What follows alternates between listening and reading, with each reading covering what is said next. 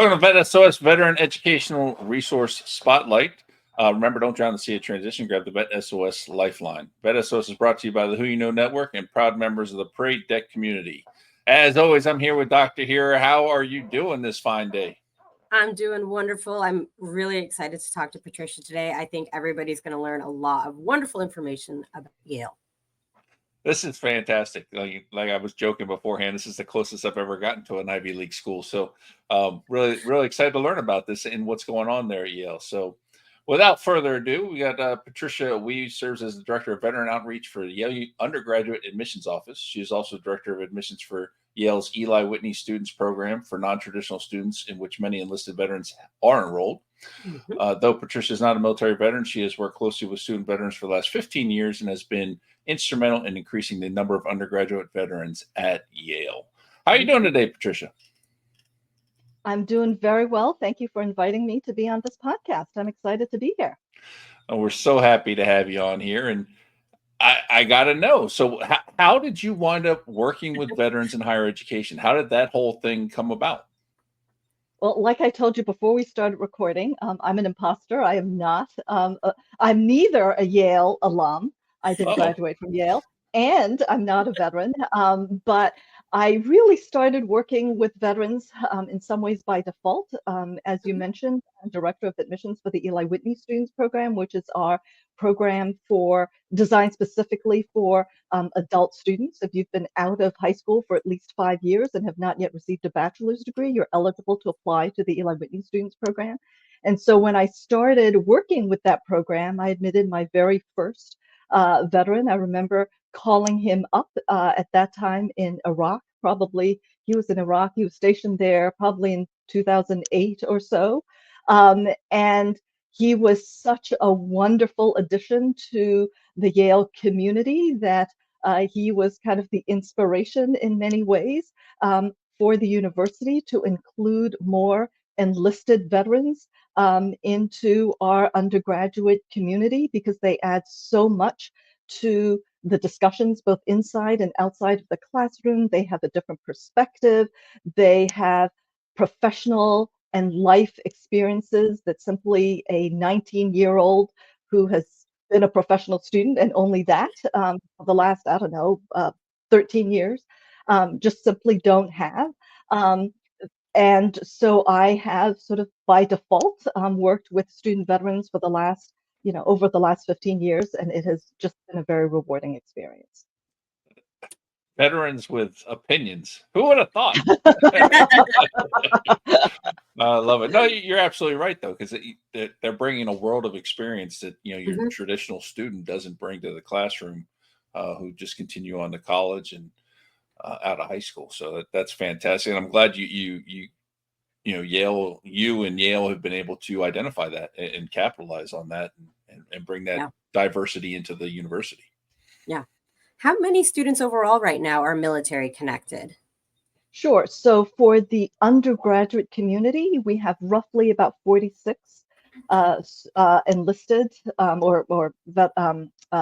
enlisted vets or active duty service members. And then we have probably about 130 veterans in the graduate and professional schools. And so how big is Yale? Just in case people aren't somehow familiar. Okay, so the undergraduate population is about 6,800 actually. And I would say that probably the graduate population, don't quote me on this because I don't work with them, is probably, double that. Okay. Yeah. Very substantial numbers given the size of the school, and again, obviously the ability to get admitted. So yes, and it's it's growing. I mean, I think when I first started working with veterans at the undergraduate level, it was single digit. Yeah. Oh wow. And you've been kind of developing. Obviously, you have the Eli Whitney program, but over this time period, you've kind of been developing more tailored kind of supports and avenues for veterans. So if somebody wanted to apply and, feel they have that connection early on, what are some of the programs and services like dedicated to the military community? At Yale, or for the application journey and advice? Either pathway, because in terms of if they, how do they connect with Yale in like you specifically as the person who works with the military, in terms Sure, of some of that sure. admission? Yeah. We have a specific website for Yale for students who are interested, or take that back, who are veterans or service members who are Mhm. interested in applying to Yale. So there's a general website. There's also a Yale Veterans application checklist that has some Nice. additional information. We have virtual admission sessions, and people can make an appointment. They can email me. They can make an appointment to chat with me one-on-one. So all that is sort of available for anybody considering Yale. We also partner with some organizations that work with veterans. One is the Service to School organization, which is a nonprofit organization run by veterans to support veterans in their college search process. Yale was actually the first undergraduate college to partner with Service to School.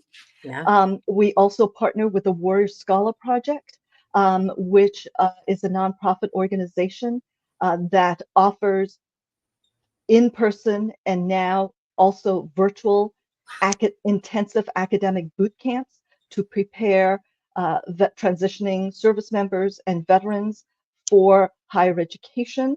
And it was actually an organization that was started by Yale students Yeah. at the time, Oh, over, wow. I don't know, over 10 years ago. Yeah.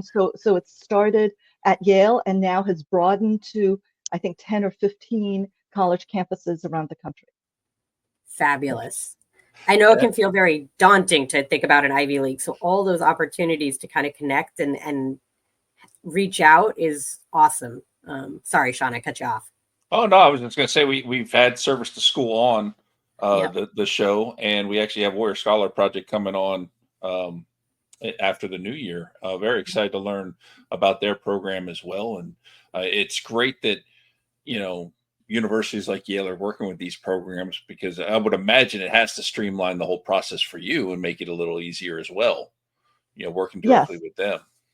yes, Yeah. absolutely. And I think if there's one message I hope to send today, is that people should not self-select themselves out of applying to colleges like Yale. Oftentimes we think, oh, Yale, it's very hard to get into. I was a poor high school student. I'm not even going to consider it. Yes, it is hard to get into Yale. It is selective, but there are more vets for whom Yale could be a good fit than who are applying to Yale. And we have um, many student veterans on our campuses who had very weak high school records or even earlier college records. And then they went to the military, they matured, they developed good study habits, they became more motivated, more disciplined. Then they returned to college, or maybe they're taking classes while they're uh, enlisted, and they take classes at their local community colleges and do really well.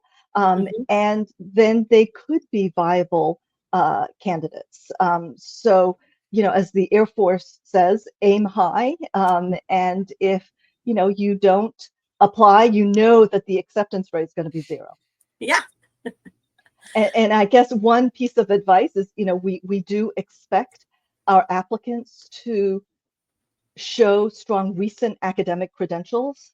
Mhm. So even if they had weaker earlier college records, it is really helpful for them to take some classes, even if it's, at the local community college or wherever, to show that they can, that they're well prepared for a college education like Yale. That's fantastic, and I agree with you. I mean, I was always a very lazy student, especially in my early years, just sort of coasting by, if you will. But I did enjoy the full college experience in my undergraduate time, so a lot of fun there. So, is there anything that Yale is doing specifically for the veteran community or service connected community on campus or even online? Is there anything specific that you guys are doing? Sure. So we have kind of various opportunities for our veterans to be connected with each other and to build community. So we have had for a number of years now the Yale Undergraduate Veteran Society. It's a student group of Yale student veterans. We also recently launched a student veterans council that not only includes undergrads but also our students from our graduate and professional schools. Our liaison, Veterans and Military Affairs liaison, Holly Hermes, she organizes a whole bunch of community building events. Fall welcome barbecue, Veterans Day ceremonies, small group tours of the Yale University art galleries, study breaks, etc.